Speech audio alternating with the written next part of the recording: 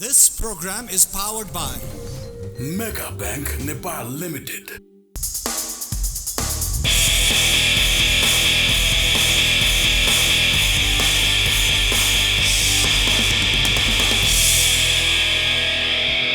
दर्शकबिन नमस्ते। प्राइम संवादमा यहाँलाई स्वागत छ। म कृष्ण मल्ल।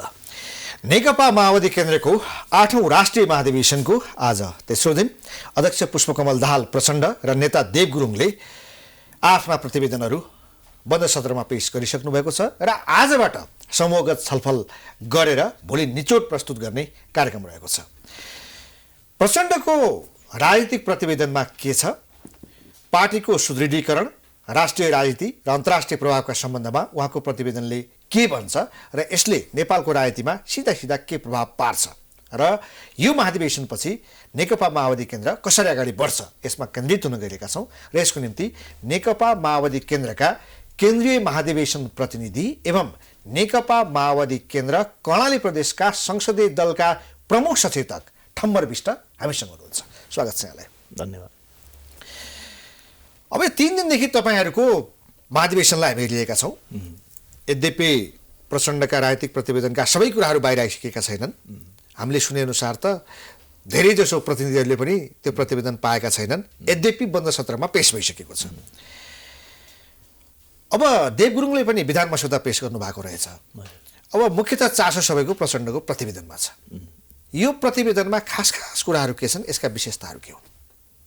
अनि सामान्यतया अब कम्युनिस्ट पार्टीको प्राय सबै महाधिवेशनमा उल्लेख हुने महत्त्वपूर्ण जो विषयवस्तुहरू हुन्छ त्यही कुरालाई समेटेर यहाँ पनि विषयवस्तुहरूलाई अगाडि बढाइएको छ। अब त्यसमा अब अहिलेसम्मको जसरी जुन कोर्सबाट अगाडि गयो त्यसको समीक्षाको कुराहरू, राजनीतिक परिस्थितिको कुराहरू, अन्तर्राष्ट्रिय परिस्थितिको कुराहरू, अहिलेसम्म हामीले अवलम्बन गरेका अब समीक्षाका विषयहरू र अब भावी कार्यदिशाका विषयहरू, सङ्गठनका विषयहरू, सर्वहारा सांस्कृतिक आचरण व्यवहारका कुराहरू, रोजगार र चाहिँ अब तपाईँको उत्पादनमा कसरी समग्र पार्टीलाई लैजाने कुराहरू र अहिलेको समय सापेक्ष पार्टीलाई कसरी विकास गरेर लाने भन्ने यी तमाम कुराहरू त्यसमा उल्लेख गरिएका छन्। सबै प्रतिनिधिहरूले पढिसके, पाइसके त्यो त हिजो प्रस्तुत मात्रै गरिएको छ, त्यो कसैको हातमा परेको छैन। अनि छलफल कसरी गर्नुहुन्छ तपाईँहरू? अब यो कुरा त अब हामीले एक सर सुन्यौँ, अब आज हामी सिधै छलफलमा जान्छौँ। सुनेका आधारमा त्यही भन्नु पर्यो।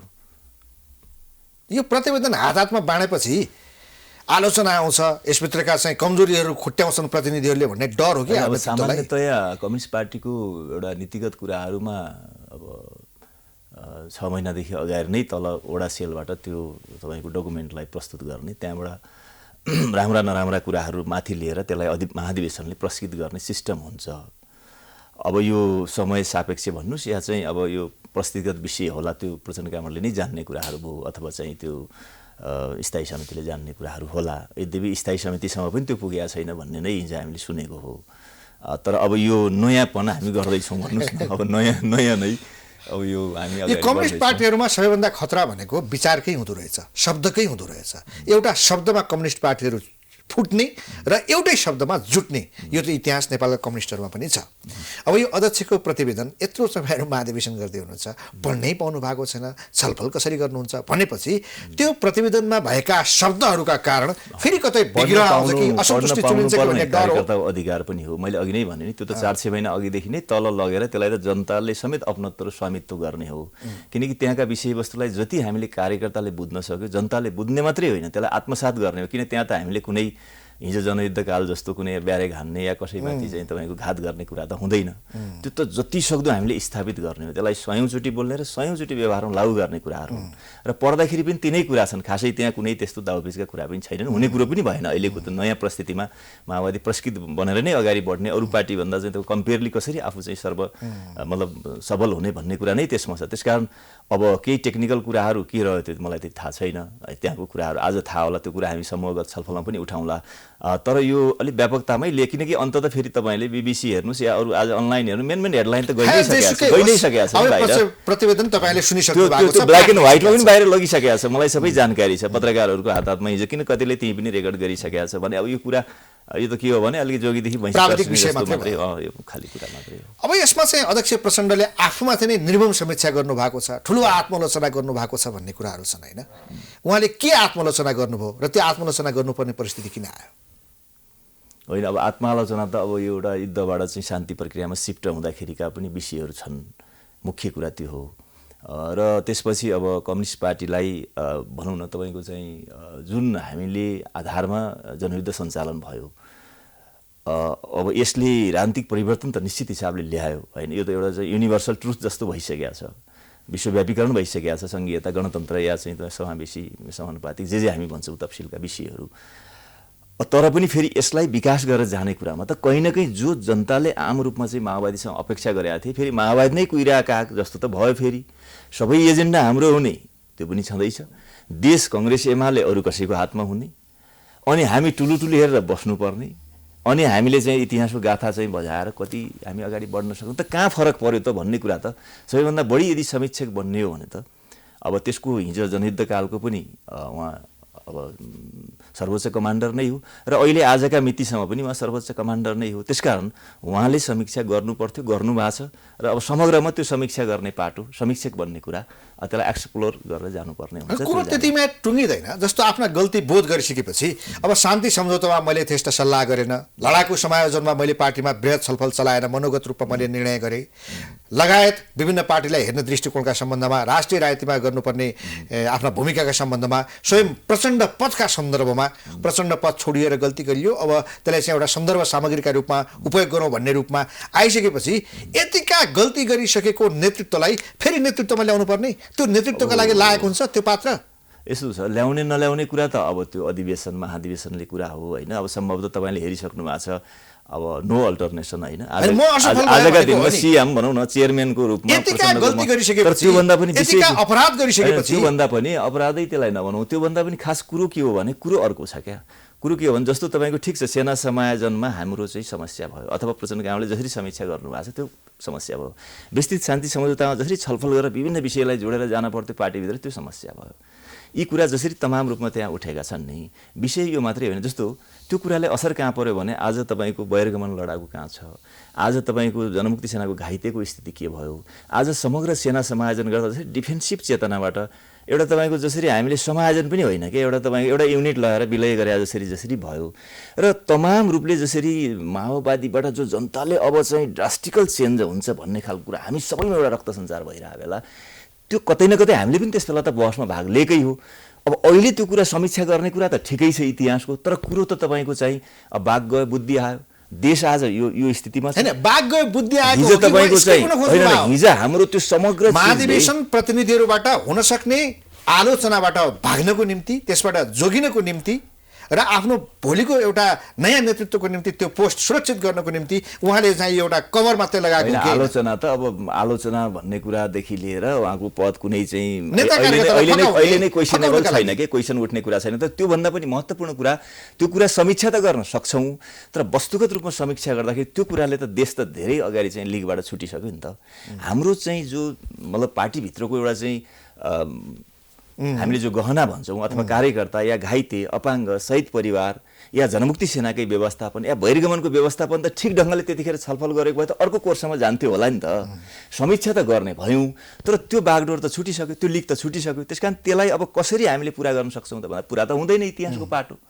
त्यसले गर्दाखेरि यो अर्को प्रश्न पनि के हो भने हामीले फेरि पनि अहिले त हामीले गरियौँ नै, अब यसरी एउटा हामीले बाघ गयो बुद्धि आयो गरिराख्नु पार्टीमा जस्तो आत्मालोचना गर्ने ठिक छ, गल्ती बोध गर्नुसम्म ठिक छ, मैले यो गल्ती गरेँ म आत्मालोचना गर्छु भन्न चाहिँ भन्ने, तर त्यसको सजाय चाहिँ भोग्न नपर्ने, यो पापहरू मैले गरेका कारण म यो सजाय भोग्छु भन्ने चिज पनि त त्यहाँ उठ्नु पर्यो। सजाय त भोग्यो नि त। अब अहिले तपाईँ हेरिराख्नु भएको छ त कहाँ सजाय, फेरि अध्यक्ष हुँदै हुनुहुन्छ, एउटै प्रश्न गर्छु क्या। विस्तृत शान्ति सम्झौता र जसरी दक्षिण अफ्रिकामा सेना समायोजन गरियो, एउटा जर्साब नेपाली सेनाको एउटा जर्साब हाम्रो, अनि जसरी चाहिँ 30,000 18,000 अन्तिममा 7,000 या 6,000 जति भए पनि हाम्रो समायोजन हुन्थ्यो भने आज यो देश कहाँ पुग्थ्यो? आज घाइते र अपाङ्ग र बहिर्गमनले समेत यति चाहिँ उहाँहरूले राज्यबाट सुविधा पाउने भनेर निर्णय गरेको आज शहीद परिवारकै स्थिति पनि राज्यले सही ढङ्गले स्वीकारेको स्थिति छैन। त्यस्तै तपाईँको चाहिँ अनेक कुराहरू छ। यो ढङ्गले त्यतिखेर समायोजन भएको आज नेपाल कहाँ पुग्थ्यो? नेपाल त माओवादीको हातमा थियो नि।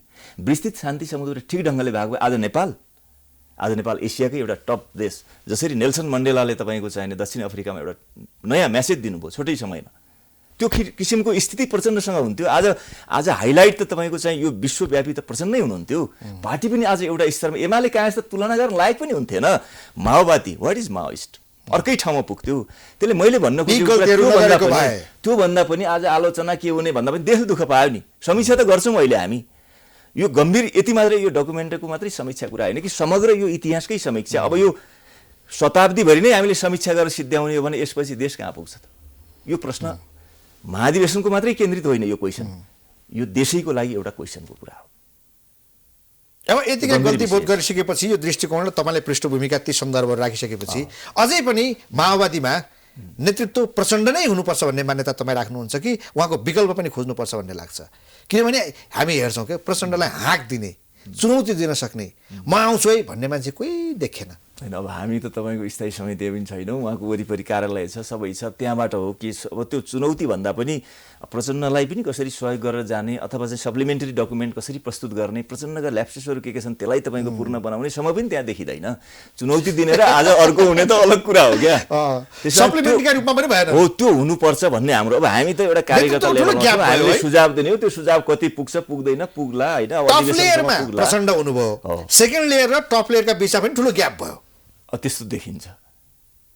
प्रचण्डको एउटा सप्लिमेन्टरीका रूपमा त्यो त प्रुफ हो नि। जस्तो विस्तृत शान्ति सम्झौता या सना समाजन जे भन्नुहोस्, सङ्गठन त त्यस बेला पनि थियो त। आखिर त्यो कुरा प्रचण्डलाई सच्याउने कुरा, लगाम लगाउने कुरा त सङ्गठनले गर्न सक्थ्यो नि, तर सङ्गठनले किन सकेन? त्यो प्रचण्डको मात्रै समीक्षाको कुरा होइन। त्यस बेला बस्ने कमिटीमा ठिक छ बहिर्गमन हुनुभयो, कतिपय मन वैद्य या विप्लव कामरेडर हुनुभयो, उहाँको अलग कुरा हो। त्यहाँ बस्नेले त समीक्षा गर्नु पर्ला नि त। कुरो यसो पनि हो कि सप्लिमेन्टरीको कुरा गर्नुभयो, एउटा लिडरसिप ग्यापको कुरा गर्नुभयो, त्यसको निम्ति नेताहरू नभएका होइनन्। बाबुराम थिए, वैद्य थिए होइन, बादलहरू थिए, तर सबैलाई एक एक गरेर भगाइदिनु भयो कि उहाँले। पार्टीमा चाहिँ आफ्नो मात्रै वर्चस्व कायम हुने अर्को बहसको विषय हुन्छ त्यो होइन, यहाँ भन्दा पनि के त्यसको लागि छुट्टै बहसको, किन त्यसमा विचार सिद्धान्त दर्शन समीक्षा गर्दैछौँ भने त यो पाटो पनि त जोडिएला नि। त्यो उहाँहरूले राख्नु भएको छ नि त अहिले। किन हामी गयौँ भनेर वैद्य कामरेडले, सिपी कामरेडले, विप्लव कामरेडले राख्नु भएको छ, किनकि अब जनयुद्धको स्पिड अनुसार अगाडि बढेन। त्यसले गर्दा हामी छुट्टै अब चाहिँ आन्दोलन या क्रान्ति गरेर गर्छौँ भन्ने ढङ्गबाट उहाँहरू जानुभयो।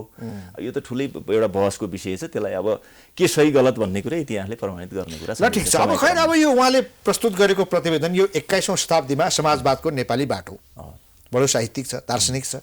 21औं शताब्दीमा समाजवादको नेपाली बाटो के रहेछ त? यो 21औं शताब्दीमा समाजवादको नेपाली बाटो के रहेछ? प्रतिवेदनमा के कुरा झल्किन्छ?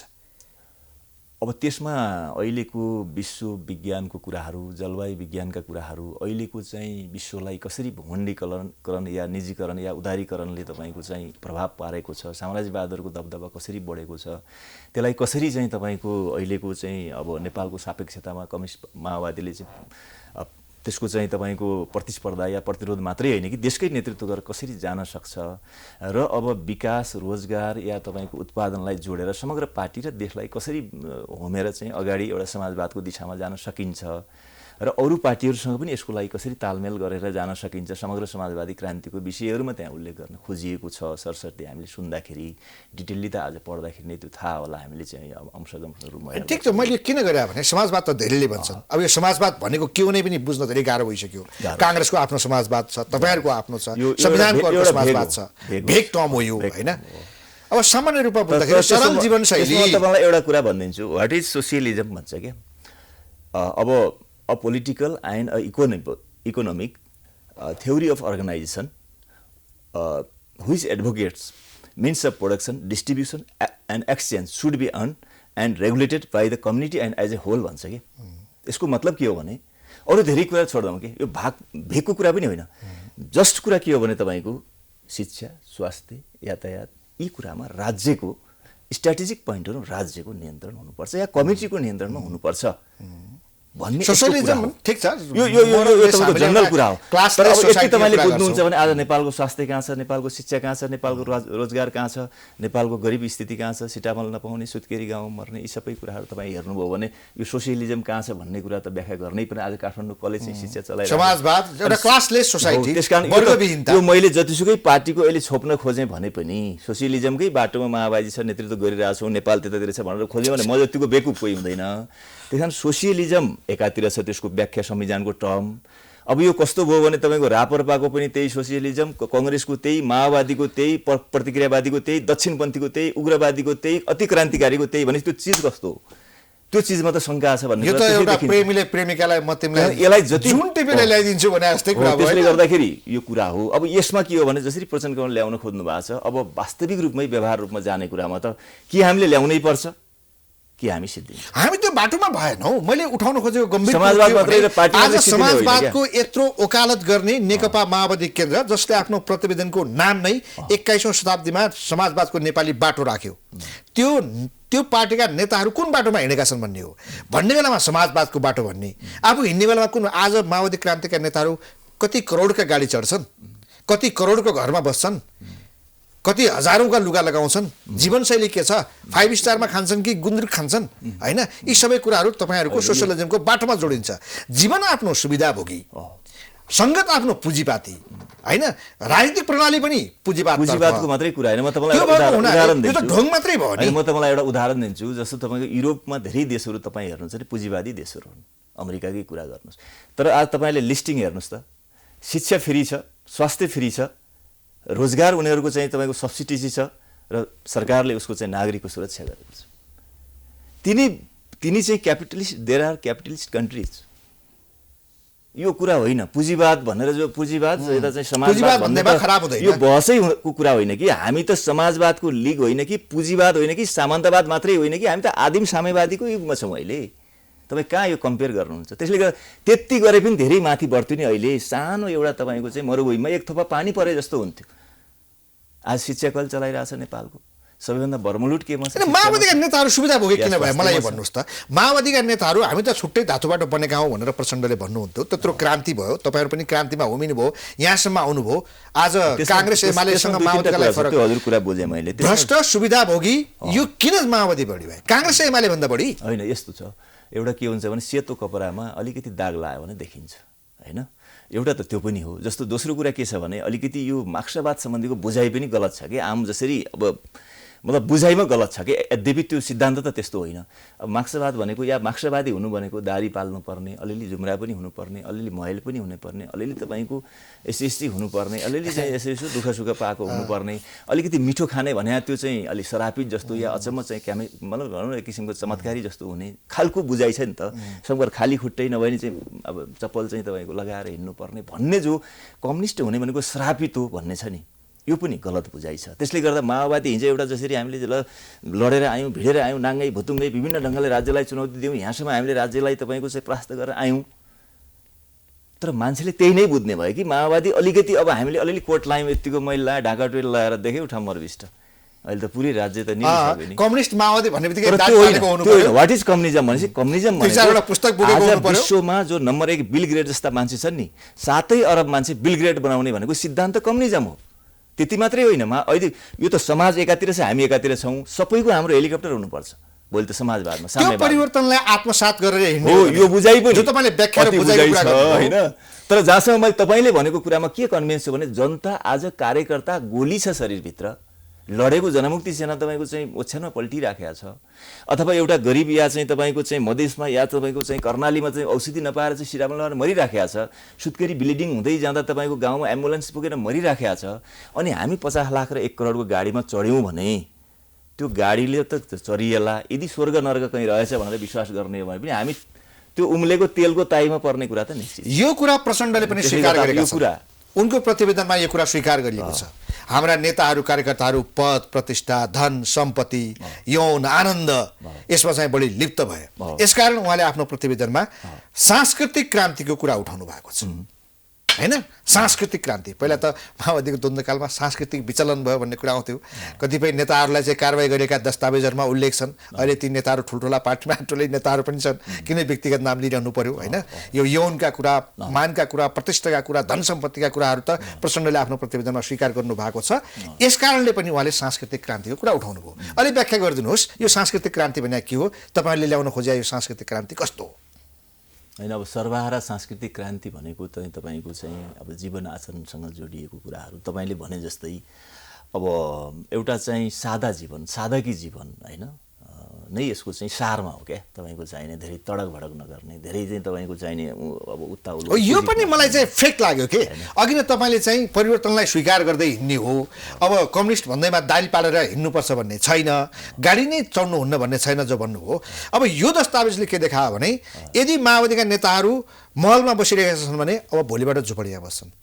उनीहरू गाडी चढिरहेका छन् भने भोलिबाट साइकल चढ्छन् उनीहरू जुत्ता लगाइरहेका छन् भने भोलिबाट चप्पल लगाउँछन् यो देखायो त्यही भएर म यो चाहिँ माइनस गर्नुपर्ने कुरा के हो भने आज तपाईको माओवादी नेताहरूकै तपाईले नाम लिनुभयो भने धेरै मान्छेहरूले आज जस्तो शिक्षामा हामीले जनवादी शिक्षाको कुरा सबैभन्दा बढी हामीले जनयुद्धदेखि अहिलेसम्म उठाएको होइन तर आज तपाईको माओवादीकै नेताहरूले चलाएका ठुल्ठुला तपाईको चाहिने आज शिक्षा एकाडेमीहरू हेर्नुभयो भने निजी स्कुलहरू हेर्नुभयो भने के स्थिति छ त्यहाँ अनि कहाँ पुग्यो अनि हामीले भन्यौं कि सरकारी स्कुलमा पढाउने नेताका छोराछोरी जनयुद्धमा लागू पनि भयो हामीले भन्यौं ती सबै कुराहरू गर्यौं नि हामीले तर आज कहाँ छ त कि हामीले निजी स्कुलमा कति सरकारी स्कुलमा कति चाहिँ तपाईको चाहिँ कसका छोराछोरी पढ्छन् अथवा ट्रेन के छ त्यहाँ तपाईले हेर्नुभयो भने त ट्रेन त त्यस्तो छैन सरकारी स्कुल त फेरि पनि स्याली परिराखेको छ सरकार हामी नै जाँदा पनि त्यसको पोलिसी बनाएको छैन भनिसकेपछि यी सबै कुरामा के हो माओवादी नेताका छोराछोरीहरू विदेशमा पढ्छन् यसको चाहिँ तपाईको खास शाब्दिक कुरा के हो भने तडक भडक नहुने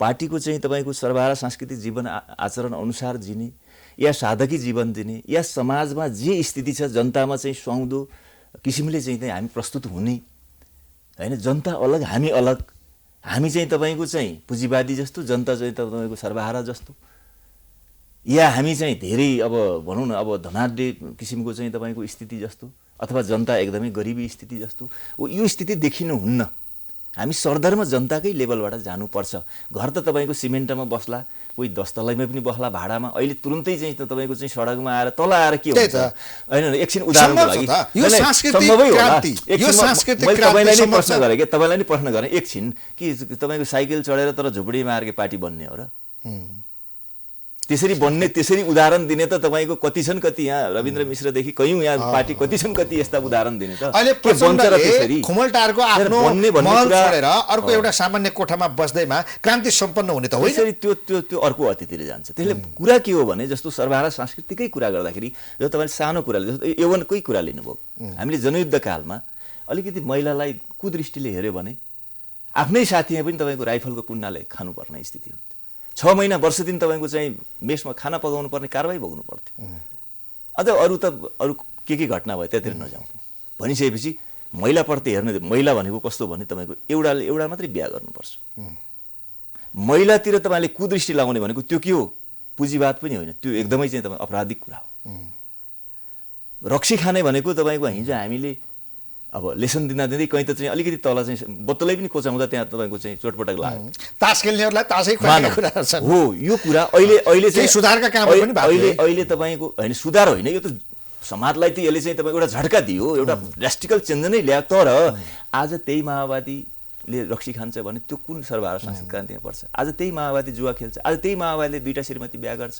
अथवा महिलातिर कुदृष्टि लाउँछ यस्ता कयौं केस त परि नै राखेका छन् हो यो कुरामा लेनिनले के भन्नुहुन्थ्यो भने क्रान्ति सानो कुरा होइन तर सानो सानो कुराबाट सुरु हुन्छ भने जस्तै यो सानो सानो कुरा आज लगाउने कुरा पनि ठीक छ तपाई 5 तलाकै भवनमा काठमाडौँमा बस्नुस् तर तपाईले खाने कुरा तपाईले बाहिर आउने कुरा भित्र आउने कुरा तपाई हिड्ने कुरा तपाई पार्टी कार्यालयदेखि जनतामा जाने कुरा तपाईको सबै एउटा चाहिँ समग्र उसको जीवनशैली एउटा जीवन आचरण त्यो देखियोस् कि एउटा सर्वहारा जीवन आचरण एउटा कम्युनिस्ट जीवन आचरण देखियोस् तपाईको 10 जनाले मान्छे त चिनि नै राखेका हुन्छ तपाई यसो चाहिँ क्याफेमा छिर्यो तपाईको व्याख्या अनुसार प्रचण्डको यो प्रतिवेदनमा सांस्कृतिक क्रान्ति जुन कोणबाट ल्याउन खोजिएको छ कार्यान्वयन गर्न गाह्रो छ हैन कार्यान्वयन अब गाह्रो त तपाईको संसारमा नगरेपछि सबै गाह्रो हुन्छ तर व्यवहारिक भएन यो व्यवहारिक पनि किन भएन र मान्छे तपाईँको एउटा मान्छे महात्मा गान्धीकै तपाईँले उदाहरण लिनुभयो भने उहाँले आजीवन कस्तो जीवनशैली जिउनुभयो त उहाँ त पढ्न त अफ्रिकामै पढ्नु भयो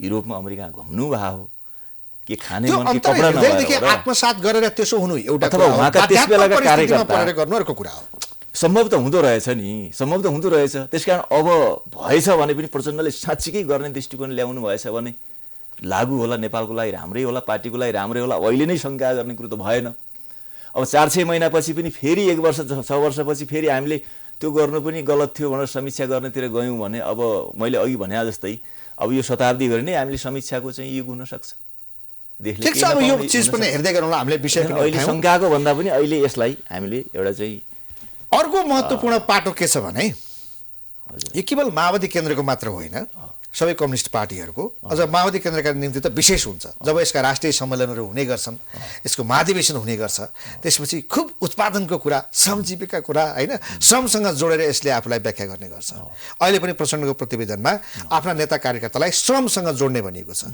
उत्पादनसँग जोड्ने भनेको छ होइन अब यसो सम्झँदै आउँदाखेरि माओवादीले उत्पादनको कुरा गरेको श्रमसँग आफ्ना नेता कार्यकर्तालाई जोडेको यो पहिलोपटक होइन हेटौँडा महाधिवेशनमा त उसले उत्पादन ब्रिगेड घोषणै गरेको थियो ब्रिगेड होइन केही पनि भएन जसै महाधिवेशन राष्ट्रिय सम्मेलन हुन्छन् एकाएक चाहिँ उत्पादनको कुरा माओवादीलाई याद आउँदो रहेछ के यसो किन हुन्छ भन्नुहोस् त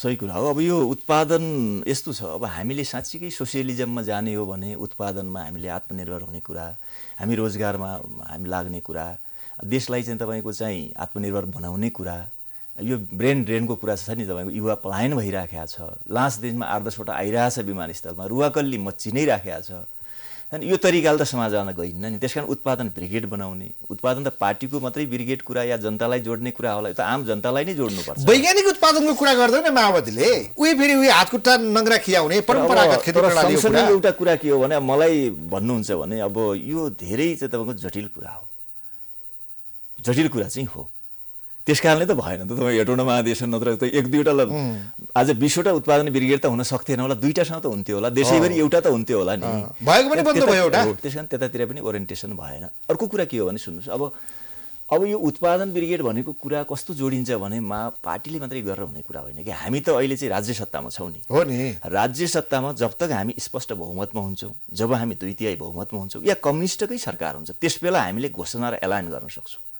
सरकार कसको छ काङ्ग्रेससँग छ अहिले अलिकति कम्युनिजमतिर जाने साँच्चीकै कम्युनिस्टको सोसियलिजम र कांग्रेसको त देयर आर डिफरेन्ट एकदम 100% डिफरेन्ट छ क्या कांग्रेसको चाहिँ तपाईको सोसियलिजम लुट भन्ने हो जति सक्छ लुट त कम्युनिजमको साँच्चै प्रयोग गर्ने हो भने त्यो चाहिँ कम्युनिटीमा देऊ जनतामा देऊ देशले चलाऊ भन्ने हो नि त यदि तपाईको आज माओवादीले त्यो स्थिति लिने हो भने कांग्रेसले एकछिनमा लात हानेर कहाँ पुर्याइन्छ माओवादीलाई अनि भनेपछि पैसा त राज्यबाटै लिनुपर्ने होला सहकारी बनाउँदा राज्यबाटै लिनुपर्ने होला म आफै कर्णाली प्रदेशको चाहिँ तपाईको सांसद हुँ हाम्रो यो देशैभरिको ट्रेन्ड विपक्षी पार्टीले जितेको ठाउँमा नगरपालिकाले सिफारिसै दिँदैन सहकारीको लागि माओवादीले दिँदैन होला जितेको ठाउँमा कसले दिँदैन जितेका त कांग्रेस एमालेकै अरूकै छन् त्यसै पनि हुनेवाला त छैन नि त्यसकारण यो भन्दा पहिले बरु गर्नुपर्ने के हो भने हामीले राज्य सत्ता किन मार्क्सले के भन्नुहुन्थ्यो भने राज्य सत्ता बाहेक सबै थोक भरम हो भने जस्तो पहिलो कुरा त राज्यमा यो सबै यो कुरा पनि ठिकै छ स्थानीय चुनावमा 2/3 र तपाईको चाहिँ आगामी हुने मंसिर पुसमा चाहिँ 2/3 चाहिँ संघ र प्रदेशमा ल्यायो भने बल्ल यो कुरा लागू हुन्छन् यी सबै कुरा